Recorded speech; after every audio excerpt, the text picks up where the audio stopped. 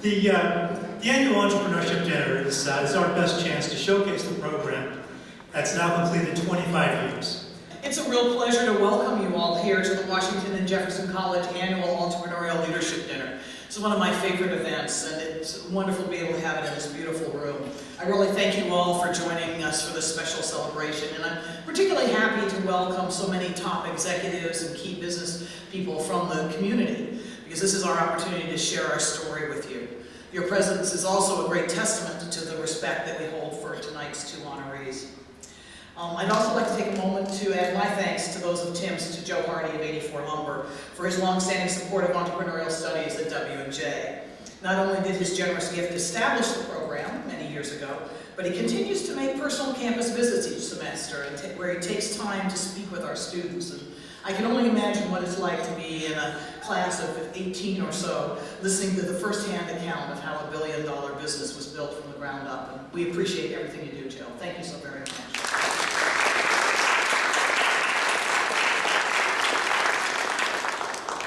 Tonight we honor the spirit of entrepreneurship that defines this country. Over the last 2 centuries, W&J has fulfilled the goals of our founders by graduating leaders in every field. Businessmen like John Reed, the former CEO of Citibank, Dick Clark, the chairman of Merck Pharmaceuticals, NFL Commissioner Roger Goodell, researchers like Denny Slayman, who discovered and developed the breast cancer drug Herceptin, and closer to home, W&J graduates who are previous recipients of the Entrepreneur of the Year Award, and you met a few of them, Dr. Ronald Salvetti, Dr. Kenneth Milani, Mel Massey, and Bill Stout.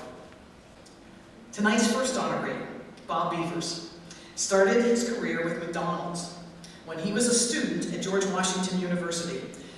He was earning $1 an hour as a part-time crew member at that time, but in less than 10 years, he advanced to the level of regional manager for the restaurant, first in New York and then in Washington, D.C. And only a few years later, he reached the rank of vice president. All told, Bob spent 37 years at McDonald's, almost 20 of them as senior vice president, a position which made him responsible for more than 2,000 U.S. restaurants with annual sales exceeding $2 billion. As he rose through the ranks, he was the first African American to hold several key company positions at McDonald's, including that of senior vice president. Bob Beavers, for your creative vision, your commitment to bringing people together to create success, and for your many years of helping young companies grow into major businesses, W&J is proud to recognize you tonight as an Entrepreneur of the Year for 2011. This honor means so much to me. Most assuredly, my time here at W&J was really the first step for me in my adult career.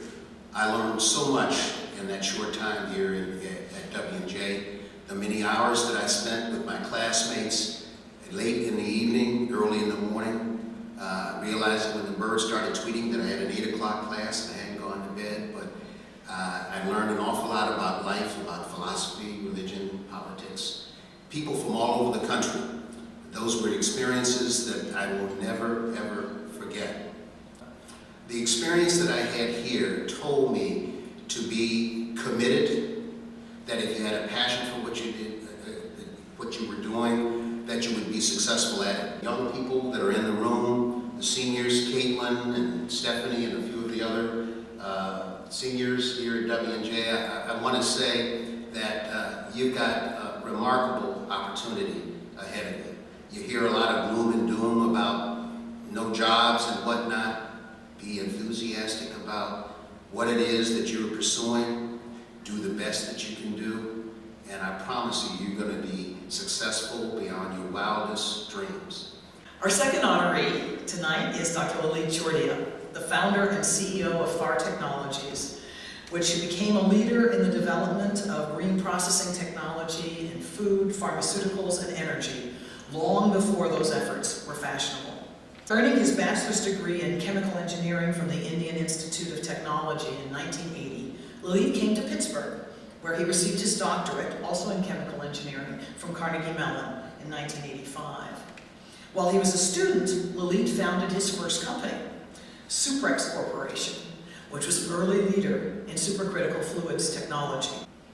Lalit, for your many years of entrepreneurial leadership, your creative vision that finds scientific and technological solutions to our energy and our environmental needs, and for your devotion to mentoring young entrepreneurs in this community. W&J College is proud to recognize you as an Entrepreneur of the Year for 2011. Well, good evening. I would like to thank Washington and Jefferson College for inviting me here and bestowing this honor on me. For me, being an entrepreneur is the essence of what we are. It drives innovation in high-tech, in health industries, and even in the basic services in third world countries. It is true all over the world. I just came from India and I can see how much entrepreneurial spirit is over there.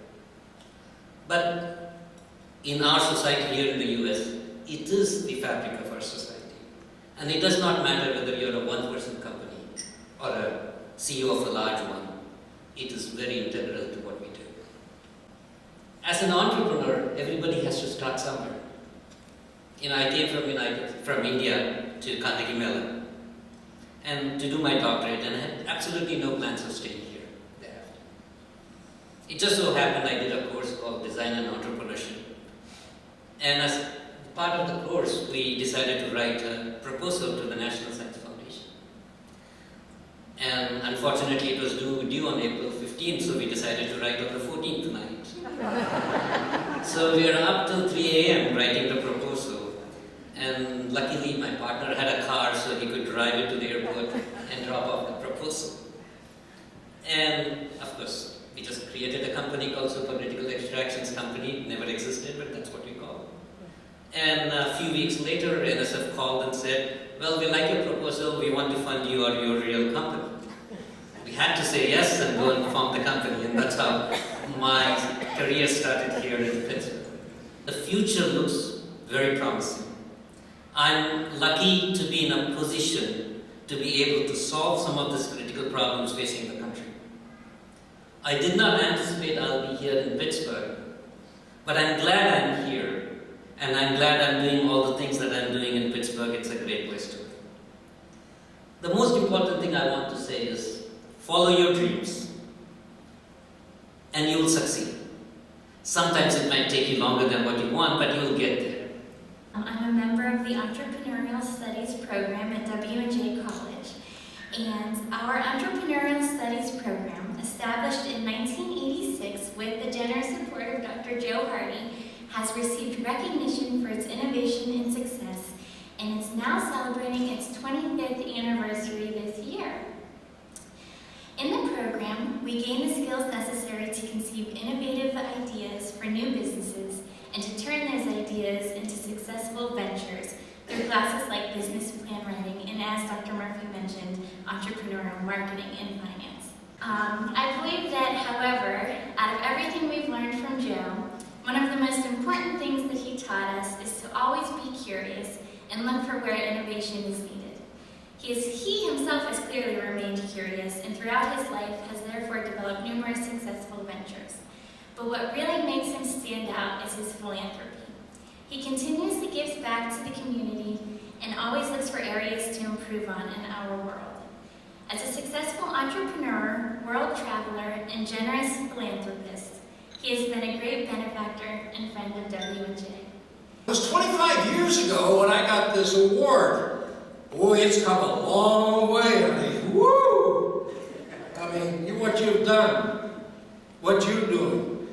I mean, yeah, this W&J absolutely is a jewel for the entrepreneurs. What I get a kick out of is going to the school, you know, and dealing with these bright kids. Wow!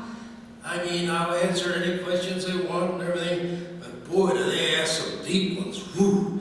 And she remembered the lesson well, because the one thing I say, if you have your mental health and physical health, and I don't know about mine, the greatest thing is curiosity.